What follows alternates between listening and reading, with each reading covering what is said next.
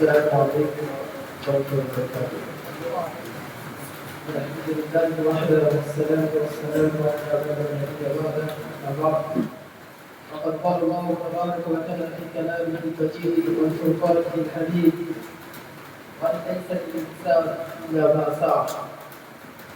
সমস্ত প্রশংসা ও ধন্যবাদ সেই মহান রব্বুল আলামিনের প্রভৃতি যার অসীম দয়ায় আজকে আমরা একটি এমন সভায় অংশগ্রহণ করতে সক্ষম হয়েছি যে সভাটি পুরো উম্মতকে আলোকিত করতে পারে, পুরো সমাজ থেকে বর্ণার অত্যাচার, অশ্লীলতা, শিল্প বিদাতকে উৎখাত করতে পারে। তাই বলে আলহামদুলিল্লাহ। অতঃপর দরুদ ও সালাম বিভূষিত নবী মুহাম্মদ রাসূলুল্লাহ সাল্লাল্লাহু আলাইহি ওয়াসাল্লামের প্রতি আল্লাহুম্মা সাল্লি আলাইহি আল্লাহুম্মা বারিক আলাইহি।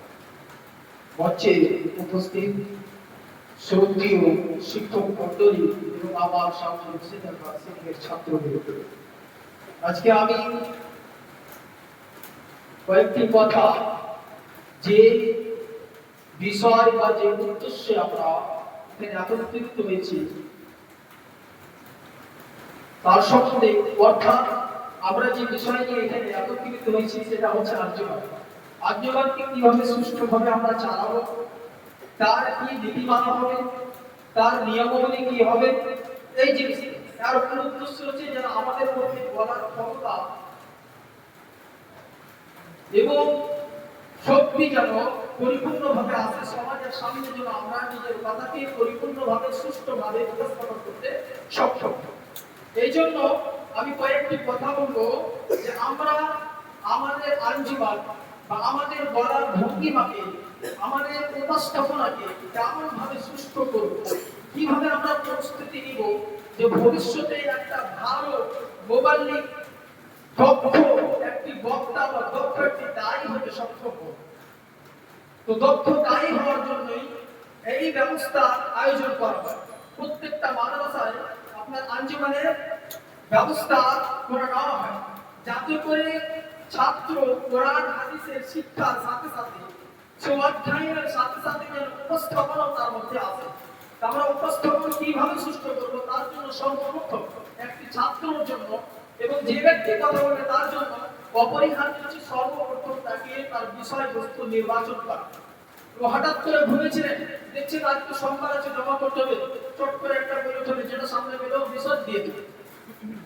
কি সময় আছে তার বলার স্পিরিট, কোন জিনিসটা বেশি ভালো হবে, কি জিনিসটা বেশি সুষ্ঠুভাবে বলতে হবে, কিছু নির্বাচন করলো না, সময়ের দিকে তাকালো না। আজকে এই সপ্তাহ আমার আঞ্জুমান আছে, হঠাৎ করে যে কোনো বিষয় একটা লিখে দিলেন না। সর্বপ্রথম আপনার বিষয় নির্বাচন করতে হবে। সময়টা কেন, এই সময় আপনার টপিকটা যদি আমি নির্ণয় করি সেটা বেশি প্রযোজ্য হবে, এই জিনিসটা আপনাকে জানতে হবে। তো সর্বপ্রথম বিষয়কে নির্বাচন করা, বিষয় নির্বাচন করার আলতিরা পঠন করা, পঠন পাঠন করা, সেটাকে সুষ্ঠুভাবে পঠন পাঠন করা। যদি আপনি সুষ্ঠুভাবে পঠন পাঠন না করেন, শুদ্ধভাবে না করেন, তবে এই জিনিসটি আপনি ভুলভ্রান্ত মুখস্থ করবেন, আর ভুলভ্রান্ত যখন সমাজের সামনে উপস্থাপন করবেন সব বিরক্তবোধ হবে, আর আপনার একটা হাসি ঠাট্টা বিদ্রোহের একটি কেন্দ্র হয়ে যাবে। এই জন্য সর্বপ্রথম আপনাকে আপনি যে টপিকটা নির্বাচন করছেন, যে টপিকটা তোমরা নির্বাচন করছে, সেই টপিকটাকে কি করতে হবে, পড়তে হবে সুষ্ঠুভাবে। পড়ার জন্য কি নিজে যদি তুমি ক্ষমতাশীল হও নিজে পড়বে। যদি কোনো জায়গায় তোমাকে সন্দেহ আছে, তোমার দ্বারা ভুল ত্রুটি হচ্ছে, তোমার সিনিয়র সাথী আছে তার দ্বারা হেল্প নিতে পারো, তার দ্বারা যদি না হয় শিক্ষকের মাধ্যমে সেখানে সাহায্য সহযোগিতা নিতে পারে। তৃতীয় নম্বর হচ্ছে যে প্রথম পাঠনের পর তো দালাইল উসুল, দালাইল যে আছে নুসুস এবং মাওয়াদ, এটাকে নির্বাচন করা। নুসুস ও মাওয়াদ এই জিনিসটাকে সুষ্ঠুভাবে প্রথমে মুখস্থ করা। সর্বপ্রথম নুসুসকে, নুসুস বলতে কোরআন সুন্নাহ বা আকওয়ালে আইম্মা, কোনো ইমামের যদি কল আছে, কোরআন আছে, সুন্নাহ আছে, এটাকে প্রথমে ঠোঁটস্থভাবে মুখস্থ করা। ঠোঁটস্থভাবে মুখস্থ করার পর সেখানে যে মাওয়াদগুলি রয়েছে সেই মাওয়াদগুলিকে সুষ্ঠুভাবে মুখস্থ করা। যখন এটি সুষ্ঠুভাবে মুখস্থ হয়ে গেল, মুখস্থর পর আপনি এসে মুখস্থর পরে এসে ওইভাবেই বর্ণনা করতে পেপার পড়ানো এমন যদি না, মুখস্থ করার পর সেটা প্র্যাকটিস করা।